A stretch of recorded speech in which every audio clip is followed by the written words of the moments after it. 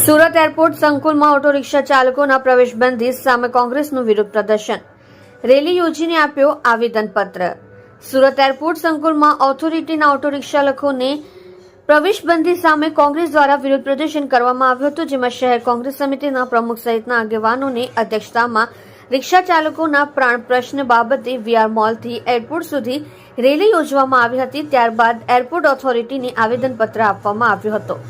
કોંગ્રેસે આવેદનપત્ર આપવાની સાથે કહ્યું કે સામાન્ય માણસો પણ એરપોર્ટમાં મુસાફરી કરતા હોય છે, ત્યારે તેમના અનુકૂળતા માટે ઓટો રિક્ષા તેમને પરવડતી હોય છે, ત્યારે ઓટો રિક્ષા અને એરપોર્ટ સંકુલમાં દાખલ થવા સામેના ફરમાન કેમ શું આ સામાન્ય જન મધ્યમ વર્ગીય લોકોને અવાય મથક સુધી પહોંચવા સુવિધા ઊભી કરનારું નથી? શું ઓટો રિક્ષા ચાલકોને તેમનું ભરણ પોષણ કરવા માટે પણ અંદર પ્રવેશતા અટકાવવામાં આવી રહ્યા છે? તે યોગ્ય છે? તે સહિતના પ્રશ્નો કોંગ્રેસ દ્વારા ઉઠાવવામાં આવ્યા હતા।